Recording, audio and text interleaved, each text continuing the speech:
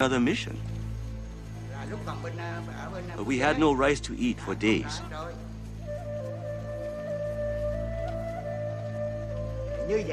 We heard if we came to this area, they might have rice.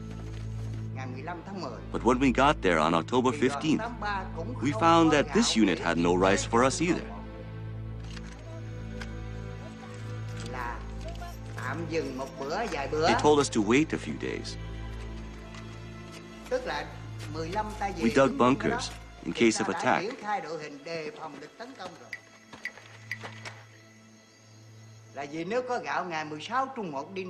If we had found rice in that area, then we would have left that area on the 16th, and none of the fighting would have taken place.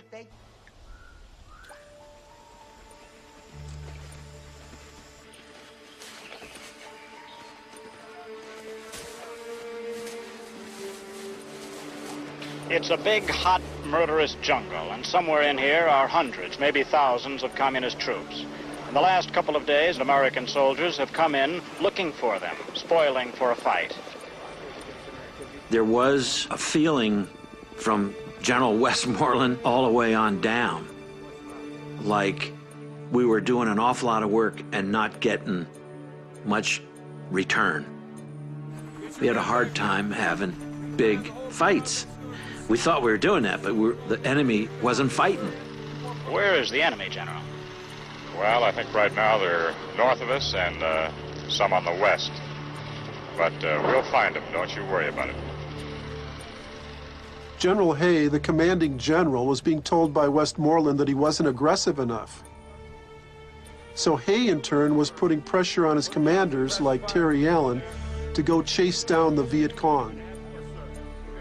Terry Allen knew that the purpose for him being in there was to make contact and beat them up. The company commanders are encouraging the platoon leader to get the platoon moving, and the battalion commander is encouraging the company commander to get his company moving faster. Colonel Allen, he's up there flying around a little bubble chopper, and he'd say, pick up the pace, you're going too slow, and you're carrying 50-pound packs, and not knowing when somebody's going to ambush you.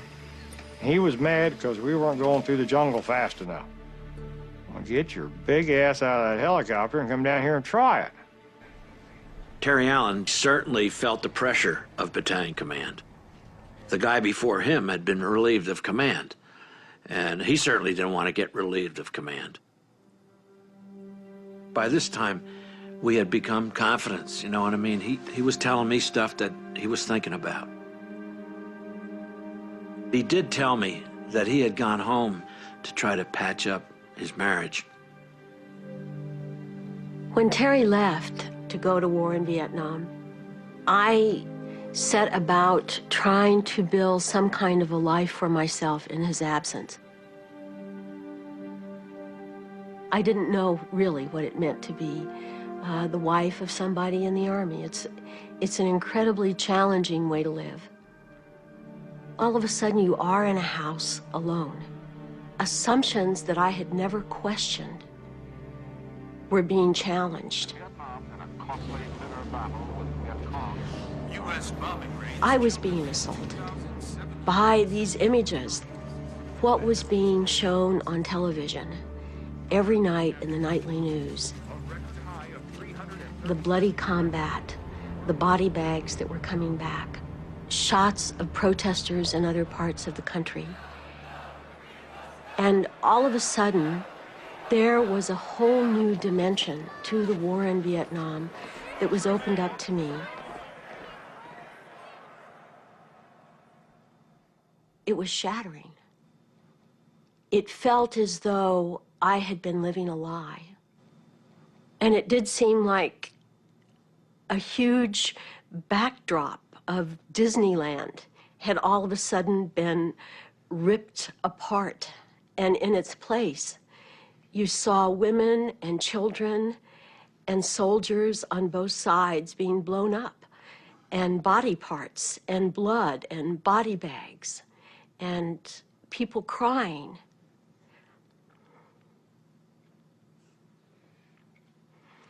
And you had to ask, What is my role in this? What have I done, or what am I doing that is keeping this going? How am I contributing to this devastation? And so I began to doubt what it meant to be a military wife. And on a more personal level, I began to have serious doubts about our own marriage. And so I did write him a letter, I believe classically known as a Dear John letter, saying that I didn't want to be his wife anymore. Terry said, I don't want to be divorced from her. I love her. He had gone home to talk to his wife. I had committed myself so far by my actions that it was impossible for me to turn back. And so I told him that it just wasn't any good, that I was going to go ahead with divorce proceedings. I have a memory of what I understand now was the last day that we spent together before he left the next morning.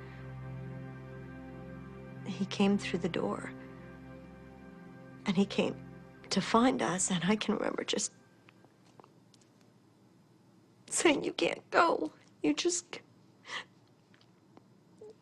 don't leave us. Just please don't leave us." And I can remember that I said to him, I'm afraid you're going to die. I think you're going to die. And then he left.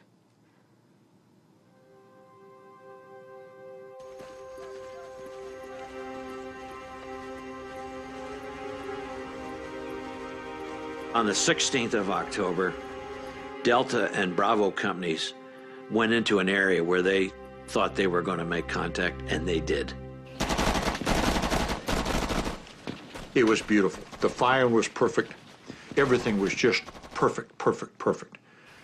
We're beginning to see more enemy, and the bunkers that have been very carefully camouflaged, when you fire at them with machine guns and it knocks the stuff away, it became clear that we are on the edge of a base camp. Now, we didn't know how many were in there, but we knew we were getting to a vital organ, if you will. On October 16th, General Hay and several of his brigade commanders meet with Terry Allen in the field. And Terry Allen's bosses essentially told him, "We've got the Viet Cong where we want them. Get your ass on the ground with your troops." There was a full moon that night. I remember the full moon. And went to the tent where the briefing was. Colonel Allen said, "This is going to be a great day for the Black Lions. Tomorrow we're going to get them." And then the colonel said, "This is what we're going to do tomorrow. Delta Company will lead here. Alpha Company will follow, and we're going to follow this route. It's a frontal attack on a fortified position. You don't ever do that." One of the cardinal rules in tactics, and especially in that kind of environment, is you don't go out the same way two times because the enemy will be waiting on you in an ambush. I certainly didn't say, "Colonel, that's goddamn asinine." I think I said something like, "What?" Lieutenant Welch said, "Sir," he said, I don't think we should go out there tomorrow with just the two companies, because he said there's quite a bit out there. He said they may be a lot more enemy there than we suspect." Colonel Allen said, "Oh, Welch," he said, "you're just gun shy." Well, this really tore up our company commander, you know. Worst moment of my life. Colonel Allen said something about if Welch is gun shy, we'll have Alpha lead. And he used that word, I believe, gun shy, not coward, but gun shy. And Alpha Company commander, who was right here, Jim George, okay, he'd never been in a fight. The deal in the Army is that you go into a meeting, you state your disagreements, but when the boss says this is the way that it's going to be done, when the meeting's over, all the subordinates walk out and say, "This is the way we're going to do it." And it just was no communication. We didn't have a discussion. There's no communication. And I said, all right, sir, Black Lions. Yeah.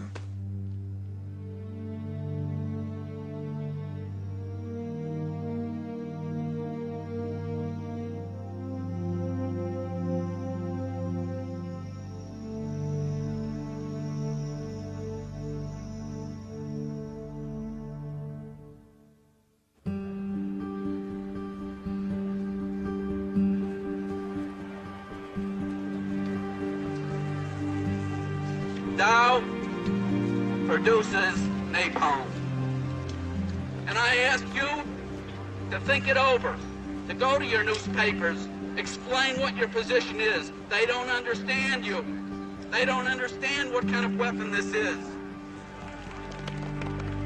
It gets back to the question of, do we have a responsibility to stand up at some point and say, wait, no, this is wrong, and if we say no enough times in these instances, maybe we can have an effect. This demonstration was going to be different. There was going to be an escalation of tactics and an escalation of personal risk. The goal was to obstruct the recruitment by Dow of students who were looking for jobs after graduation. And we knew that that was a violation of the law. You might end up in jail. You could find yourself expelled from school. And in those days, you know, expulsion from school could be a ticket to the war. We knew, of course, there was going to be a demonstration in the Commerce Building. But I think there was a strong feeling that, well, if they want to block it, let's just let them block it for a while and see if we can wait them out. I did notice that there were some legislators over on the side observing this, and I thought to myself, this is not going to go down well with them. And I felt that there was going to be a reckoning at some time in the future. The University of Wisconsin was a short walk from the state capitol, where the legislature and the governor met daily. Governor Knowles was on the telephone excoriating the chancellor of the university, William Sewell, for not taking action against these disruptive students. There was sort of an unwritten expectation that Madison police would take care of patrolling Madison, and that the University of Wisconsin police officers would take care of the campus. Most of the city cops were from the east side of Madison, the working class side of town. To them, the university on the west side was a foreign world. We would run into students on State Street where a person like me who's from a farming community began to realize that there was a different society out there as far as students. A lot of them from the East Coast, a lot of money, new cars, nothing they couldn't buy. I used to ride the bus to work, and there was this one guy who would get on the bus, and he would just condemn and scream and holler about the government and about how mean they were. And I just looked at him, I said, you know, if they ever wanted to drop the atom bomb as a test, they could drop it right on top of the university, I wouldn't give a shit. He never said another word. They were young and dumb, you know, and they didn't really have any idea what they were doing, and they thought this was a way for them to show their patriotism, and it wasn't. If you want to run this by anarchy, which is what they were trying to do, then you have a fight on your hands.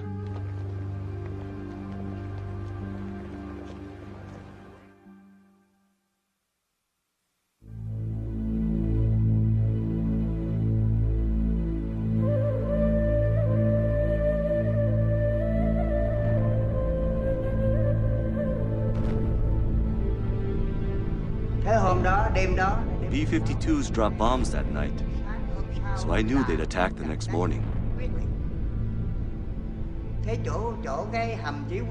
Where I was, there was one lone tree left standing. On this tree, a monkey kept climbing up and then halfway down the tree. Soldiers asked for permission to shoot the monkey because they hadn't eaten for 5 days. I thought of the monkey, how similar its situation was to ours.